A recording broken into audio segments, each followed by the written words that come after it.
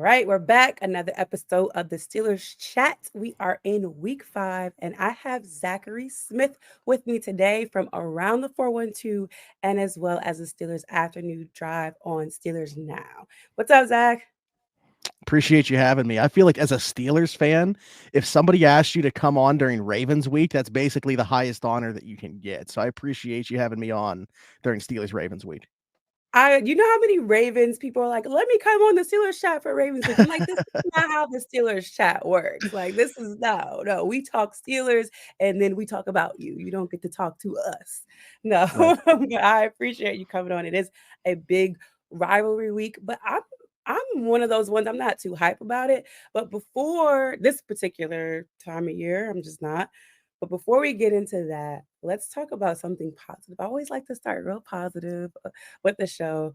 Let's start with Chris Boswell. He's Hey, yeah. been solid for us. So kudos hmm to Chris Boswell. How are you feeling overall about the special teams?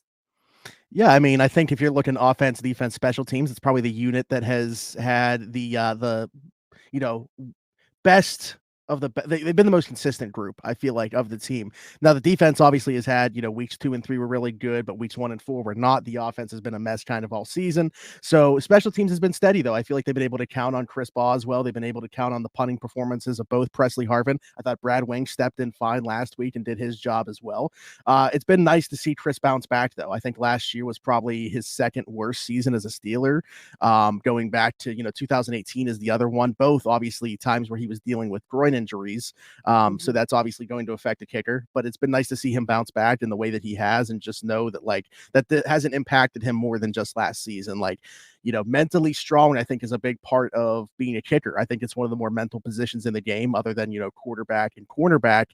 Kicker, man, those guys can get in their heads, and that's why a lot of them don't last that long. So kudos to Chris for bouncing back in a big way this season so far. Yeah, his anniversary just came up. How many years has it been? Ooh, 2015, 14 or So, 15. It's one so of those. he's 8 or 9. Yeah, 8 or 9 Yeah, years. he's knocking on 10, man. I mean, but he's Mhm. been so solid for us these last 4 weeks, and I mean, we don't win Las Vegas without him. So, shout out to Boswell, man. So speaking, we'll talk about the offense a little bit. One of the things I think the offense is missing, and I want to get your opinion on this, is a Mhm. leadership. And I'm not talking from a coaching perspective. I'm talking about from a player perspective. I feel like they Mhm. are missing the guy that rallies the troops.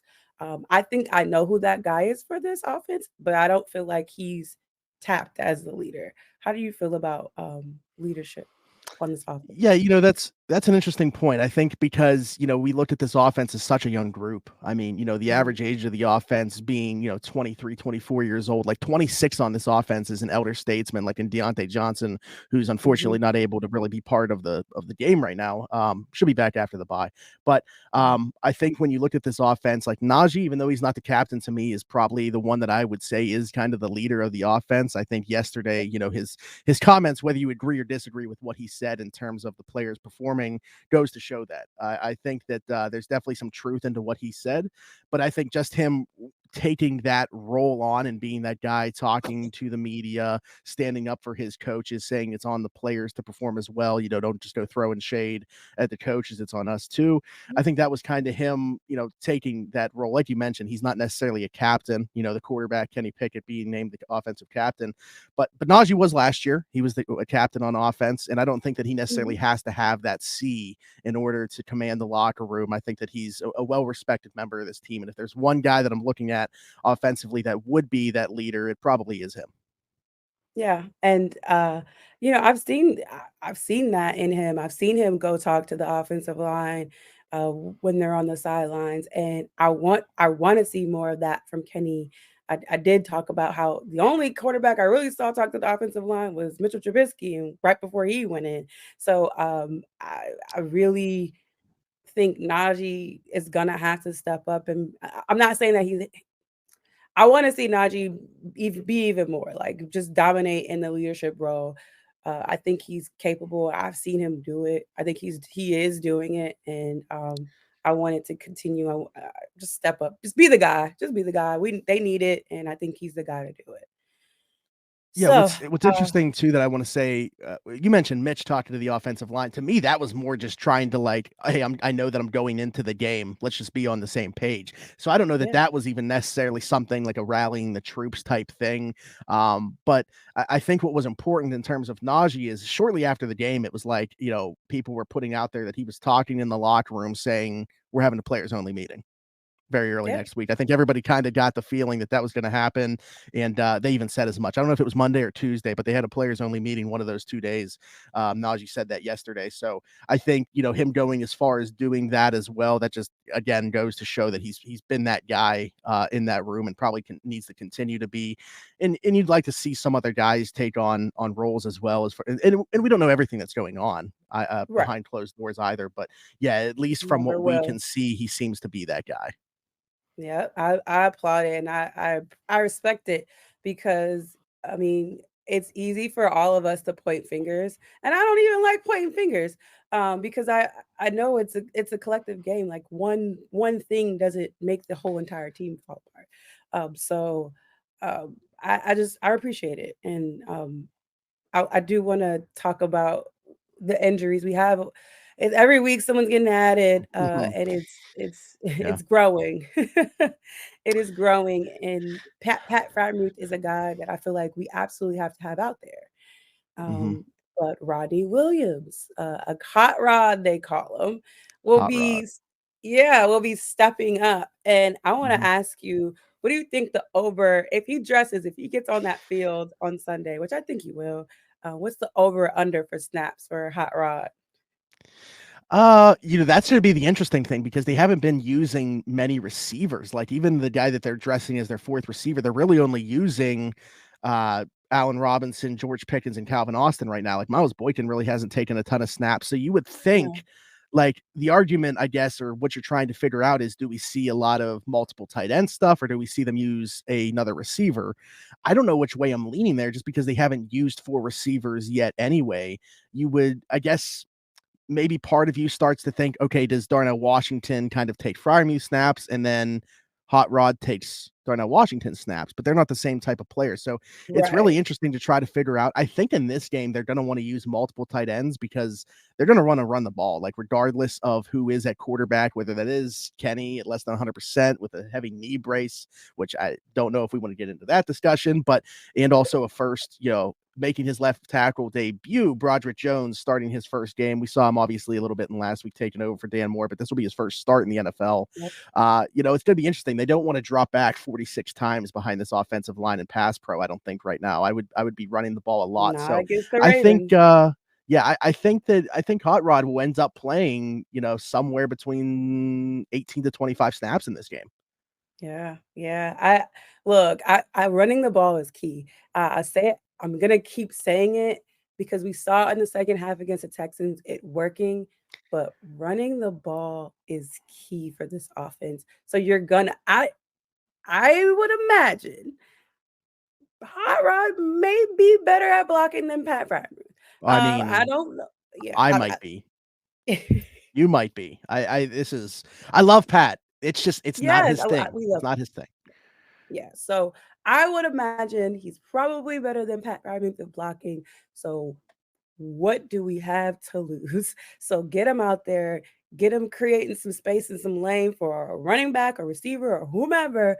And we did see Darnell Washington get his first catch, and of course, it We did. had Pat Ryman had to go out the game for that to happen, and it was kind of like a bailout for Kenny, but still. I want to see these tight ends get the ball in their hands more, especially a Darnell Washington, especially when we're in the red zone. There's no excuse not to be having this guy posted up in the back of the end zone. So hopefully we can get in the red zone and make some plays, and Hot Rod will get those 18 plus snaps and be effective for us for the run game and in the passing game.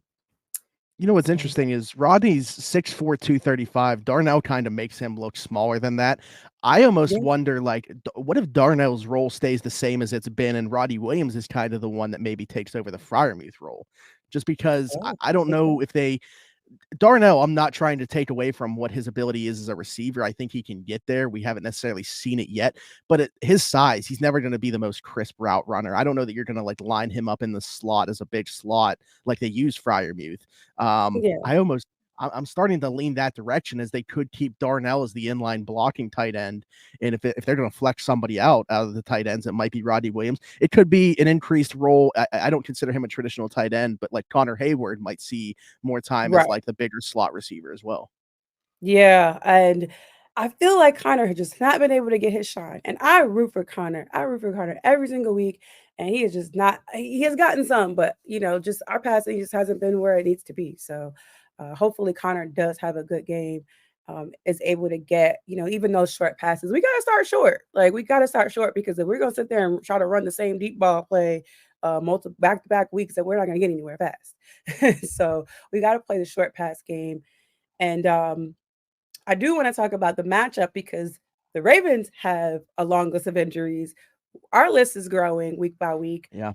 but this is still a matchup that you just unpredictable, like unpredictable, but predictable at the same time. They're going to play hard. It's going to be, AFC North football. There's going to be sacks. There's going to be interceptions. There might be a fumble, or so like there's going to be turnover. It's so much that comes into AFC North football with this rivalry. How are you seeing these teams match up? As far as the injury stuff, it's interesting because the Steelers came into the season with basically a clean slate. I mean, they had lost Corey Yeah. Trice Jr. for the season in training camp before we even got started. But other than that, pretty much clean bill of health for the team. Immediately, you lose Deontay Johnson and Cam Hayward for longer Mhm. term. Obviously, like I said, I expect Deontay comes back after the bye. Still going to be a few more weeks for Cam, but it seems like every week, man, we're just losing somebody else now. You look at the injury report throughout practice this week; it's a laundry list, and that doesn't even include those guys I aforementioned because they're now on IR. Yeah. But yeah, whether it's Fryermuth, Kenny with a knee bruise, Dan Moore Jr. is going to be out. I mentioned that with Broderick Jones making his first start. And The other and Darnell's tackle, battling a knee injury too. Darnell's been on the injury report with a knee thing kind of throughout. That one I look at the same way as like Larry Ogunjobi. Like he's going His to play foot. on Sunday. He's just going to be limited through the week. But yeah, now Cole Holcomb dealing with something too. I mean, they've been dealing with injuries. On the flip side of that, with the Ravens, they came in with a laundry list into the season, and they seem to be getting guys back as it goes on. Whether you look at like Marlon Humphrey, looks like he's close. We'll see if he goes on Sunday. Ronnie Stanley, Marcus. who's been out, he's kind of in the mix now. Odell Beckham Jr. potentially. Marcus Williams on his way back. So they seem to be kind of in the upswing, is where the Steelers just cannot get healthy. If somebody comes back, it seems like they're losing somebody else. Yeah.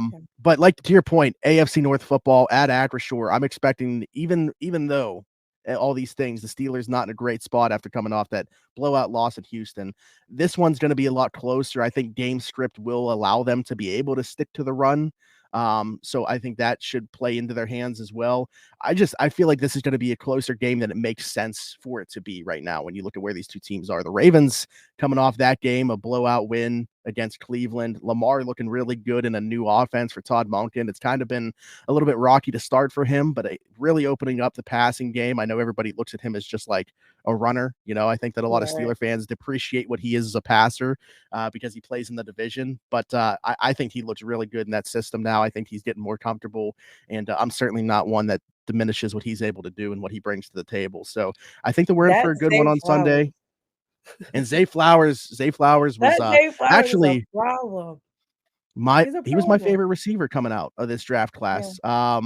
I think a little bit undersized is probably why he was flying under the radar. I mean, he didn't even get to go to. You look at like these bigger bowl games, whether it's like Right. the Senior Bowl's the big one. He had to play in the Shrine Bowl, kind of an unheralded one. Not a ton of people, not a ton of buzz. Put his name on the map. Ended up being a first round pick, and he's been a perfect fit in Baltimore, fitting like a glove.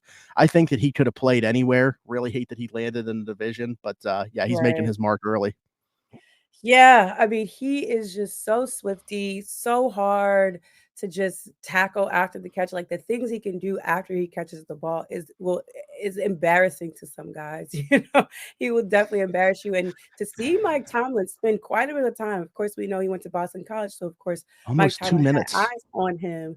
A lot more. and see how much time he spent talking about him means he definitely has a lot of respect for that kid's game. And the way our secondary is playing right now, I'm scared and embarrassed for him Yeah, I because don't know what the game plan is gonna be there. I mean, you have to imagine the Steelers are Mhm. never ones to, like, shadow, um, I mean, Levi has, I feel like, seen the most against number 1 wide receivers. Yeah, We keep hearing about an expanded role for Joey Porter Jr. I would think that this would be the week to kind of unlock that. But for even sure. from, like, a matchup perspective, I don't love that. I mean, Joey's gonna have to press him and get his hands on him at the line of scrimmage Yeah, there's because, always a threat he with can't PI give him with a bunch of Joey. push. Right, I feel yeah, like it's you know, he's handsy. He's a handsy guy, and you are gonna have to do that with Zay. And it sounds good, but I just know what it looks like, and it looks like a yellow flag. yeah, It looks like that's true. It's 15 gotta be yards. within the first, 5 yard it's gotta be within 5 yards of the line of scrimmage. You don't want him getting his hands on him down the field, no. You gotta Right, press him and at the line of I feel scrimmage. like sometimes, I've yeah, man, that is a difficult task, but even if so, even if somehow, look, Zay's not a factor. We have Mark Andrews who could, in some instances, Yes. single-handedly destroy us. So, like, take Zay out of the equation, which you shouldn't, but like you have Mark Andrews. Like, what are we gonna do? You have Patrick Peterson, who some people are high on, they're in the middle of, or whatever. Um, but I feel like as a group, the secondary has to play better. And I know for a fact that Minka Fitzpatrick is gonna figure out a way to insert himself in every level of that defense to try to make a play and make this team better. But I feel like he shouldn't have to be shouldn't have to be everything for every level of the defense. It's really frustrating the way that he's been used this year. It's kind of like sucking all the playmaking juice out of him. I feel like we're kind of back to 2021 where, he's leading the Yep, team in tackles right now, which shouldn't have to be the case. yep, But they're basically giving him an assignment for a game. And while he's neutralizing whatever part that is, I think the best part about Minka is when you're able to move him around and quarterbacks don't know where he's going to be at on the field. You want to keep them guessing. That's what I was so disappointed about. Not saying like he for sure would have gotten one on CJ Stroud, but and all credit to him because he was awesome. But there's so much that NFL defenses can do in disguise that the Steelers just didn't throw at him on Sunday, and they Minka was basically a non-factor in that game because of it. yep, So I think they need to get back to letting Minka, roam around, drop into that robber spot. If you remember that pick six that he got on Baker Mayfield a couple years ago, where you're just disguising different things, and quarterbacks don't know where he's going to be at on the field. Right now, it's like you can pretty much identify where Minka is, and that's of course the quarterback's going to avoid throwing that way, but it yep. just allows them to totally avoid that and go a different direction. Yeah, and it's been a rough season for Mika.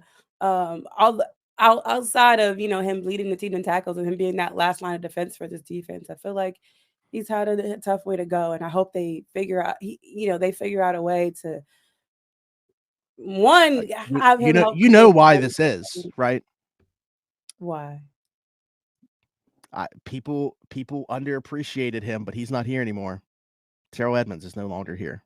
Oh yeah. Oh, listen, I said that. I said that duo, the communication that they had, the bond that they had, the connection that they had on that field was something that people couldn't see. Like even when they warmed up, like they came out of the locker room running laps together around the stadium before games. Hmm. Like people underestimate um the small things that work out on the field.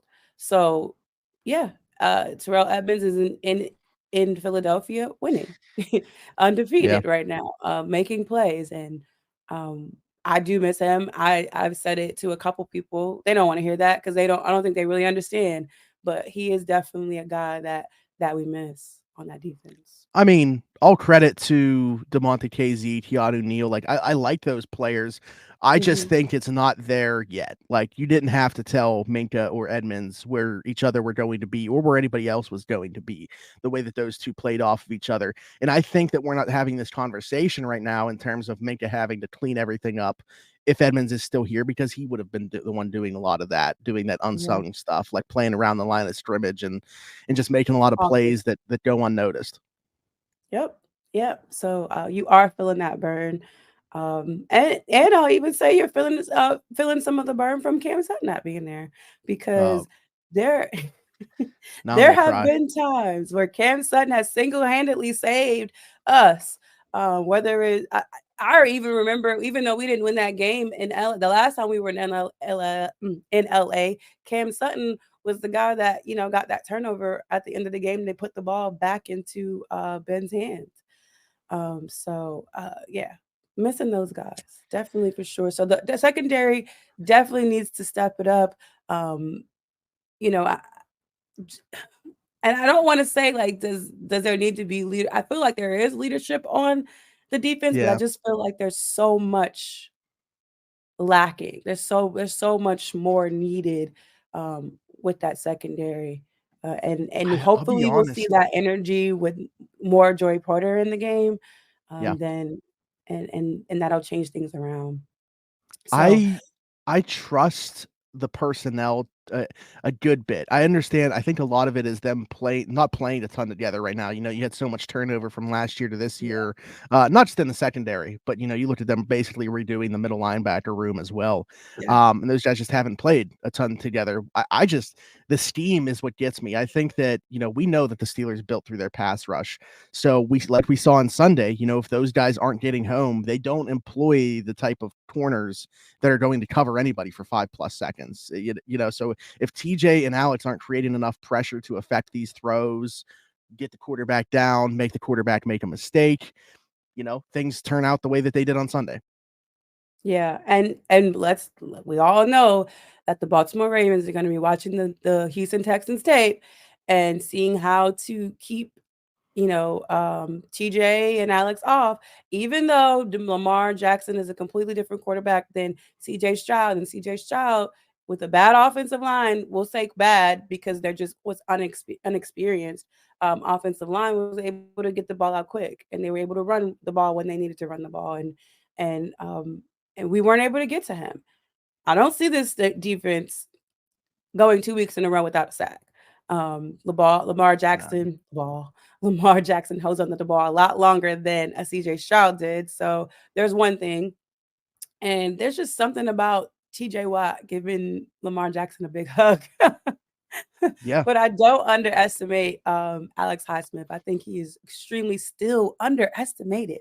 I don't understand. He was the closest to tapping CJ Stroud. He was just a half a step a second away from getting his hands on him to bring him down last week and just couldn't get there. So I think Alex Highsmith has a good week, has a good Yeah, he Sunday.